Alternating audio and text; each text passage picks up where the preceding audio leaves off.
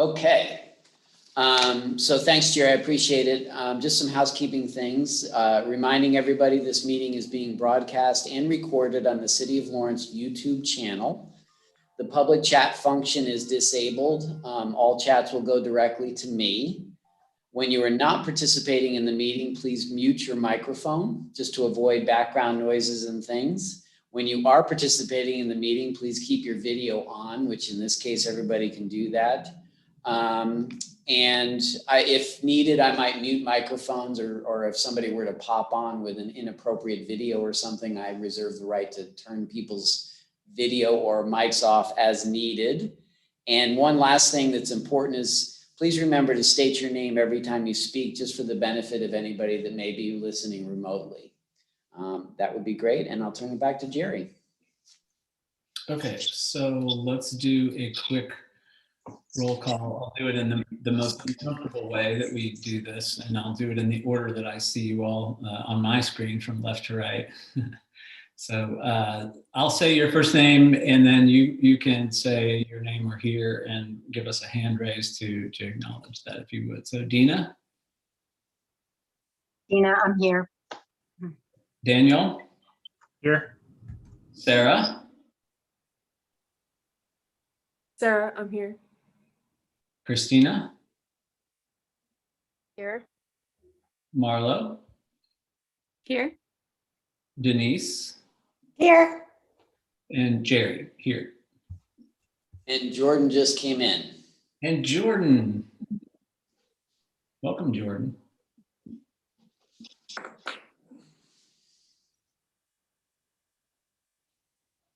I think you're on mute, Jordan.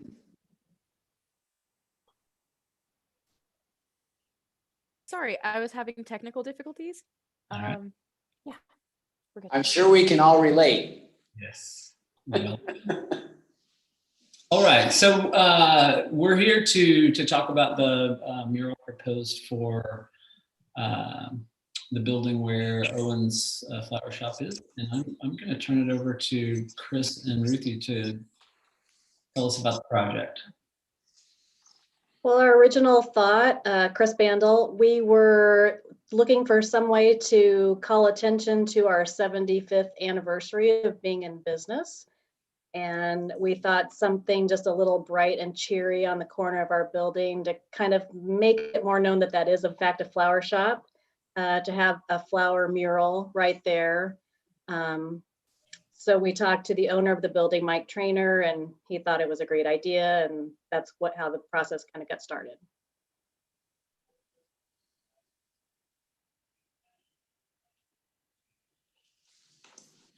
All right, great, thanks. Ruthie, you want to talk a little bit about your idea?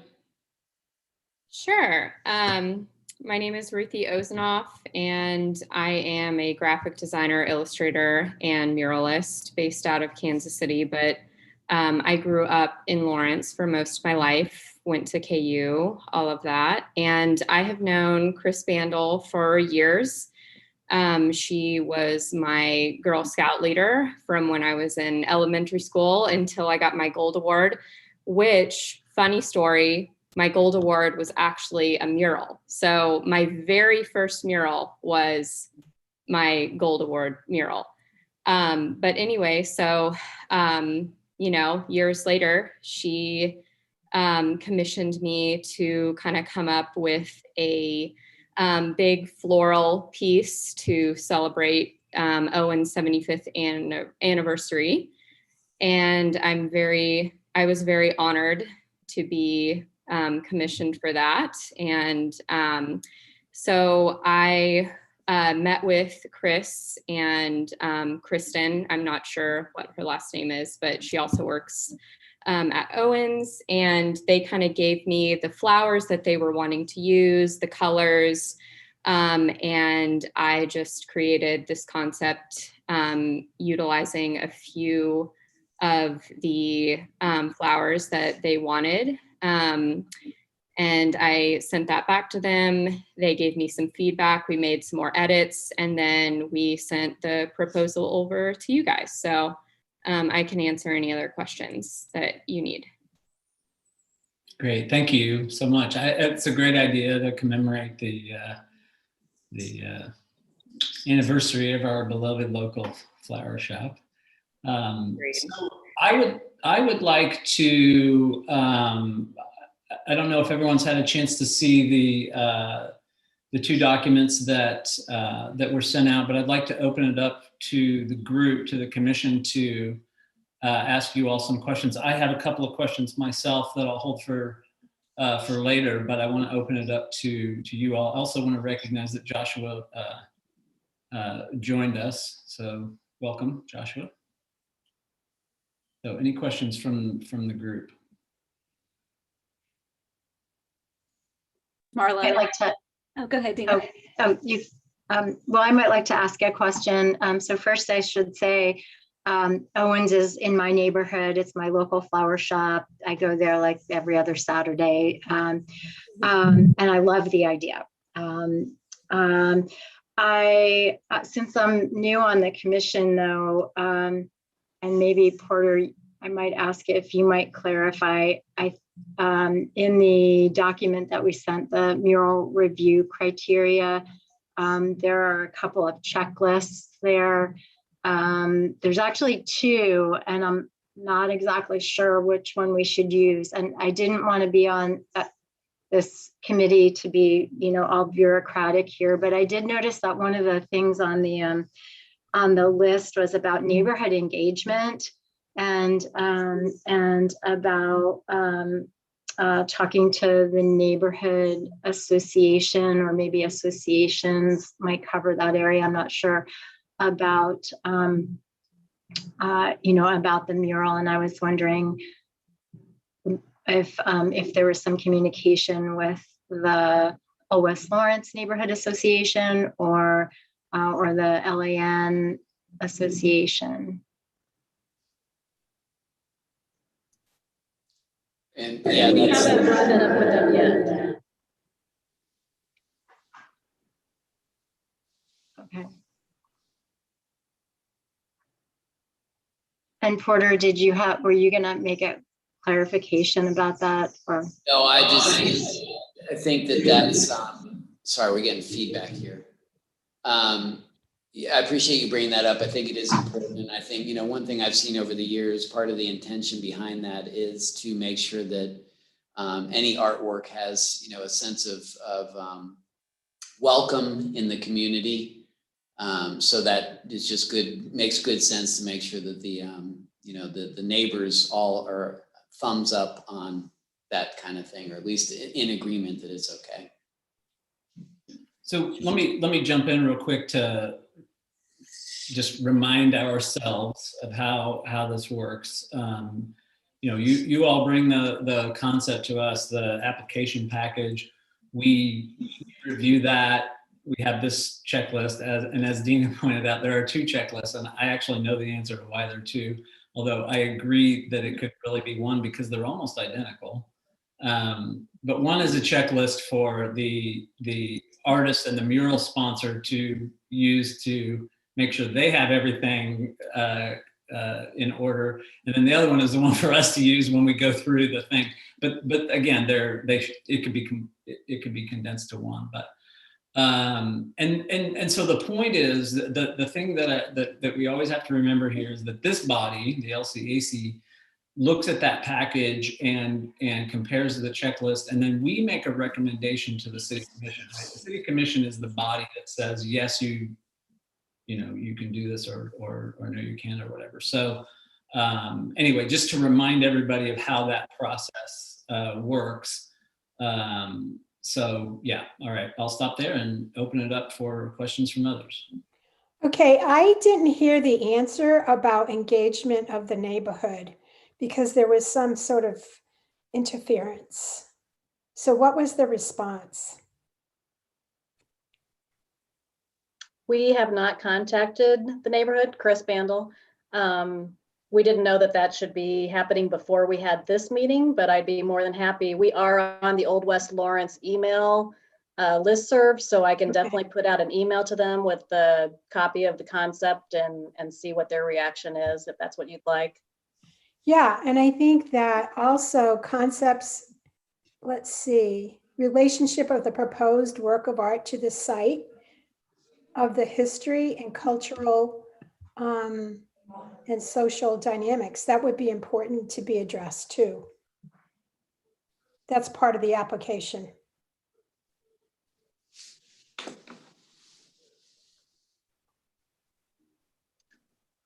Chris Bandel. So you're just wanting, you think we need more of an explanation of a flower Yeah. mural on a flower shop, or?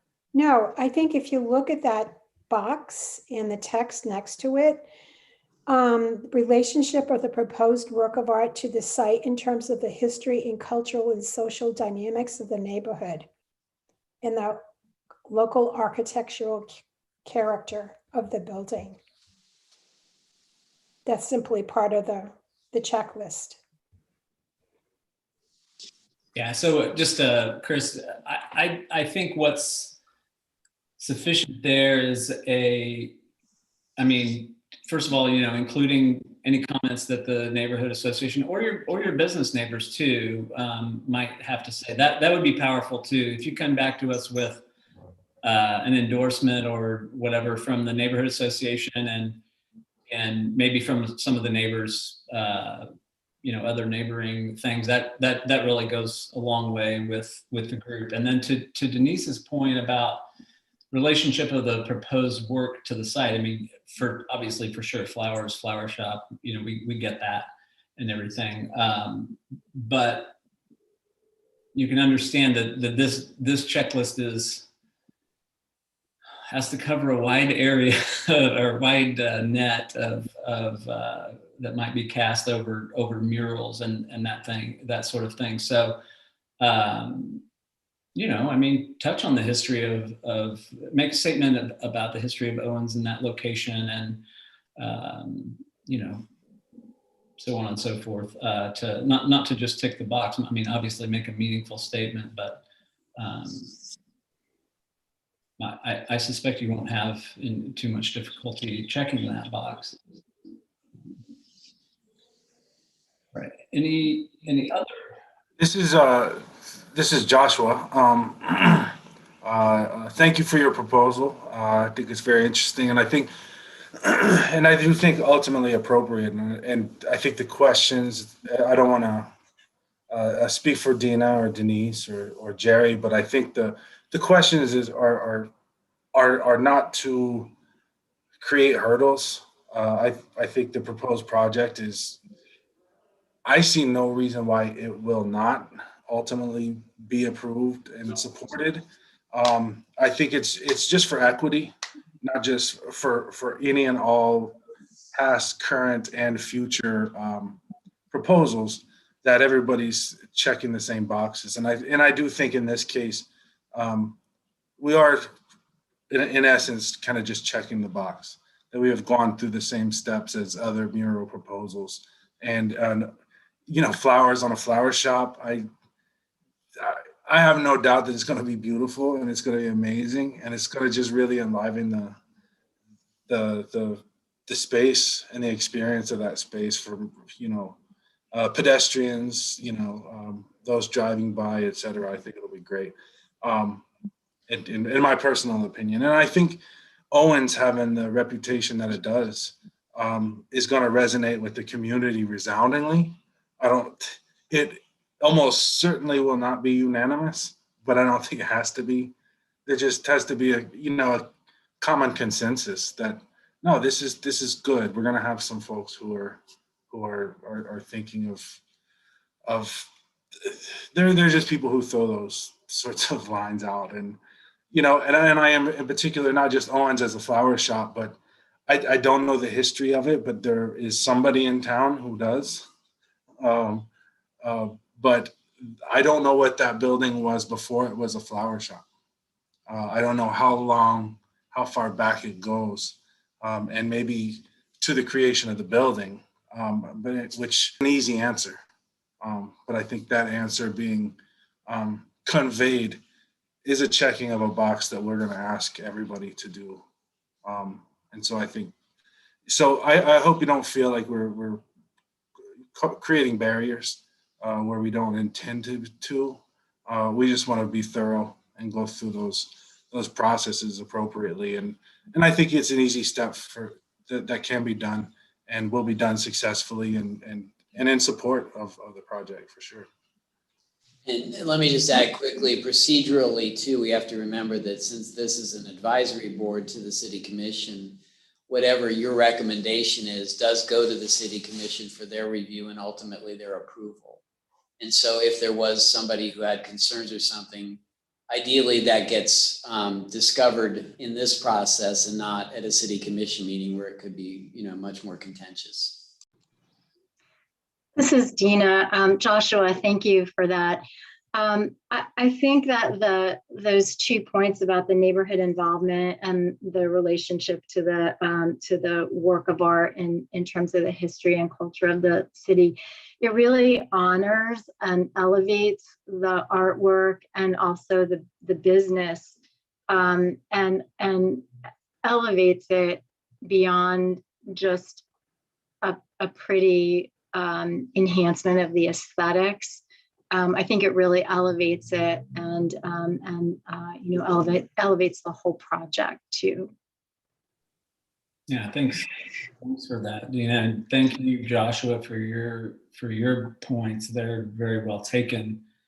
Well, can I add one more thing? I think something that criteria identifies, and Dina kind of brought that out in my thinking that hadn't occurred to me before was something I know Mary Doveton had brought up on a number of occasions about architecture as art, and what, we're painting one piece of art on another. And so does that appropriately respect the building and what it represents, what it should be, from the architectural aspect, from the architectural design component. And I don't think there's necessarily an easy answer to it, but I think it, as long as it's not disrespectful to, that piece, and I think what I've seen from Old Lawrence, is that what it's called? I don't want to just throw out old, historic, elderly Lawrence. No, I think that neighborhood, what I've experienced from it is a lot of appreciation for the architectural integrity, but also the enhancement and the newness of existing in that space with respect to that environment. And I there's a mural on a building just across the street from there, so I don't see a whole lot of conflict. And again, I think I'm generally supportive of it, and I think it's a box that can and will be easily checked. And then as Porter points out, we can recommend or whatever to the city commission, but the city commission has a right to be wrong. So hopefully they at least know that we've followed our process in making that recommendation, and that won't prevent the project from moving forward, because we've completed that successfully. Yeah, that's a great point, Joshua. I'm glad you brought up the mural across the street, because I think we can all, those of us who have gone through a few of these, we can share with Chris and Ruthie. It's really amazing how these murals become part of our community, and whether we put them on a public building or a private building, and somebody decides they want to tear the building down or paint the building, or whether the building has some architectural significance and what the impact of that mural is on that. That's why these guidelines are put together, is because there's a lot of passion in the community about these things. I was telling Porter earlier today,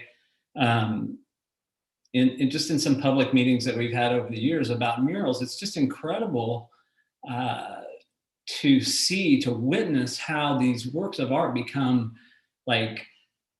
so important to the community. I mean, people have emotional reactions to the murals, and the fact that they drive by that every day and they see that and it lifts their spirit or does whatever, these things these things become part of really of the community. And so the purpose of this checklist is to ensure that it's not just to ensure that something bad doesn't go up on a wall or an advertisement or something like that.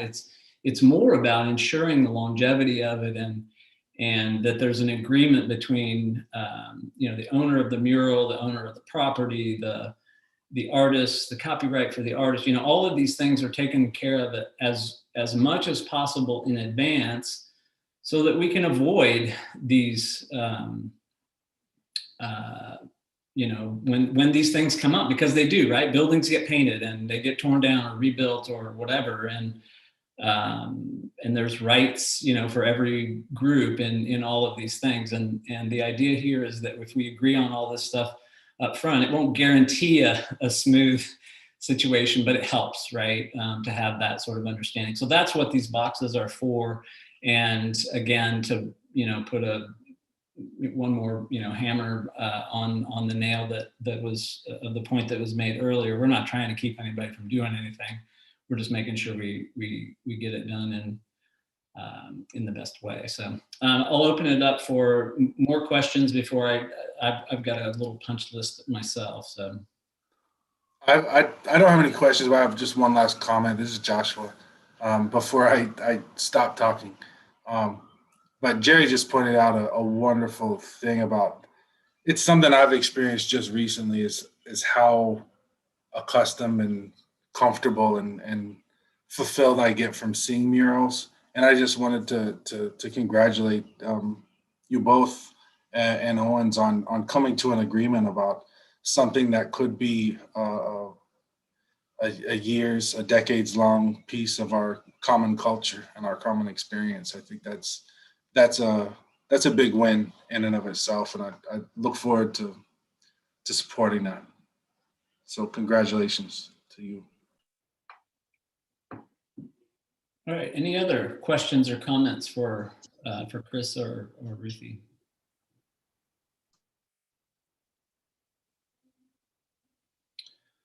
All right, so hearing none, I have a couple of things. So I was on track with Dina and Denise about the neighborhood engagement. It's huge. So just go out and do that, and you guys you'll be golden with that. I would also encourage you to reach out to your neighboring businesses and so forth. And again, if one of them comes back and says, no, we don't want that or whatever, it's not that's going to prevent us from doing that. But it's information, and it may start a dialogue with your neighbors or whatever. And we feel that dialogue is important. But again, it's not, your neighbors don't get to approve it, or make the recommendation. But their endorsement is significant and powerful. The other thing, I'm glad, Chris, you brought up Mr. Trainer. So I see this, and Porter may have to jump in, and he can't kick me under the table because we're remote, but he may have to jump in and correct me. But I see this thing as a three-part thing, right? We have an artist who has rights in this situation, and you all have an agreement, I've seen, and then we have an owner of the mural, and then we have the owner of the property. And so what I would like to see before we make our recommendation to the commission is, I'd like to see that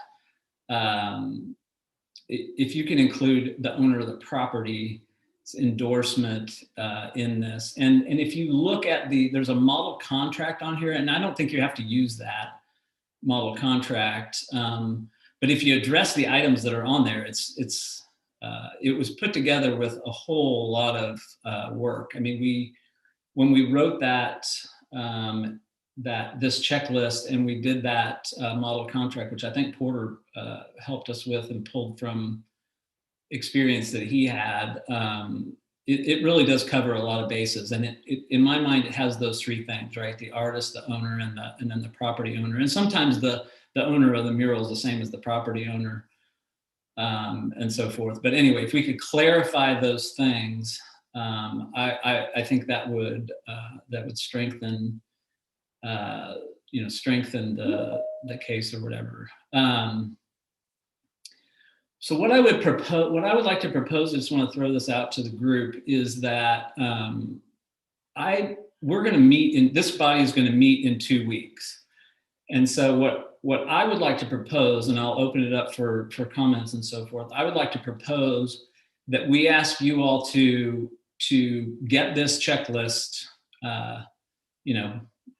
checked off, get the boxes checked, as we've said, and get that back to us so that we can consider that and actually make the recommendation. We'll agree on and make the recommendation in that next meeting, which is, well, whatever it is, it's the second Wednesday of May. And then Porter, we can ask Porter if he can get it on the agenda for the commission at their earliest spot. It may be the following week, or I don't know, no guarantees there, I guess, but that would be our intention. I'd rather not vote on it tonight with a contingency of you guys bringing this or you guys bringing that, because it just doesn't have, in my mind, it doesn't have the weight.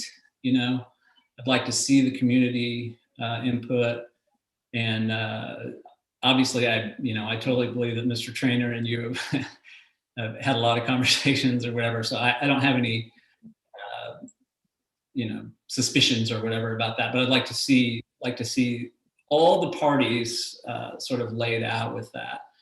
And then if you could check these boxes for us prior to that meeting, that would be great. And then it would be a nifty little package for us to make a motion and to approve for the commission, and then get it off onto their agenda. I'll open it up to you all for any comments about that proposal. So, Mr. Chair, can I add just a little practical information too? Please. I think Ruthie's contract is very good, and she's a smart artist, because a lot of artists don't even think of having contracts. So I appreciate that. I am conscious, having done these types of things in the past. One, and Ruthie, correct me if I'm wrong, but you're painting directly on brick. Is that accurate? Yes, it is. And I have a lot of experience painting on raw brick, so I kind of know how to do it. And I believe that, and I just know that getting it off brick is a whole nother challenge. So theoretically, like so many beautiful signs and other things that are on old brick buildings in Kansas City and out here, it will patina very nicely over many, many years, which is great. But I think the property owner and the building owner should be aware that this is not going to just go away, and it's not something you can just power wash off. So just that awareness is important. And the other thing is that I really appreciate that Ruthie is maintaining her copyright, which I think I always advocate that artists should be able to do that. However, I don't see any indication of ownership. And so what we typically do for city contracts is that the property owner would take ownership of the art. It doesn't mean that they take over copyright, but that way, if in the future the building owner sells the building, they have the right to sell it. And because it does get tricky with copyright, that a future building owner conceivably could get in trouble with Ruthie as Ruthie becomes more and more famous, and she says, wait a minute, you can't paint over my mural. So those are awarenesses, and that's articulated somewhat in that model contract. So I just want to make sure that that's spoken, and that you hold that awareness. And when you talk to Mr. Trainer, that everybody's aware of that, because I think that's really important. Those are really good points. I actually did do some work with a copyright attorney for about 2 years as I was kind of starting my business. And I actually didn't really think about that, like how there could be a conflict moving forward if Owens were to move and somebody else would move in there. So I guess that's something that I would need to maybe consider, or even talk to an attorney about. Yeah, it's a good awareness, and I have seen lawsuits that have occurred over that situation, which nobody wants to go through that. But that's why I really encourage an agreement up front. And I'm glad to hear that you've talked to an attorney. That's really important. And there are ways of putting language in your contract that would sort of release that. And you actually do mention it, and typically this is true too. I noticed in the bottom that you have client agrees to purchase paint, artist agrees to supply materials. Sorry, I'm reading the other stuff. Artist agrees to repair the mural if it becomes damaged. You may want to specify how long you're willing to do that. And no maintenance is required and no removal date has been foreseen. Sometimes it's wisdom in agreeing to how long should the property owner allow the mural, to stay in place before they might make any kind of alteration. That's a good point too. I'm gonna make a note of that. Yeah. I think those points are covered in the template contract, and you might contemplate each of those points and how they relate to you and the situation. I mean, again, we don't dictate that you use that template, but it certainly has things in there for a reason. So. All right, well, Chris Bandel, I really appreciate you guys pointing out the check boxes that we still need to tick. I don't foresee any problems getting in touch with the Old West Lawrence Neighborhood Association, and we'll definitely go around and meet with the neighboring businesses to make sure they're on board. And then I guess I will submit those items to Porter then before your next meeting in 2 weeks. Yeah, if you can get all that done before the May 12th meeting and get that to me, then we'll just, make this old business at the next meeting. And I would suggest too some kind of written letter from the property owner would be helpful as well, not just verbal, but then we have the paper trail for everybody. All right. Anything else? Anybody else want to chime in on anything or ask any questions? I want to add thank you all, because honestly, this is my error. Chris submitted this and other things going on, so I really appreciate you guys sacrificing extra time to do this. And I take responsibility for that. So I owe you all a flower or something. I'll give you virtual flowers. How's that? Sounds good. Yeah, there's a big holiday coming up, so don't forget about that one. Yeah. It's true. All right. Do we need a motion to adjourn? Seems like Denise was making one, although she was on mute. Yeah, I move to adjourn. Can I get a second? Second, this is Christina. In a second. All in favor? I like to say bye, but say aye. Hi. All right. Unanimous. See you guys. Thanks, folks. Appreciate it. Thank you.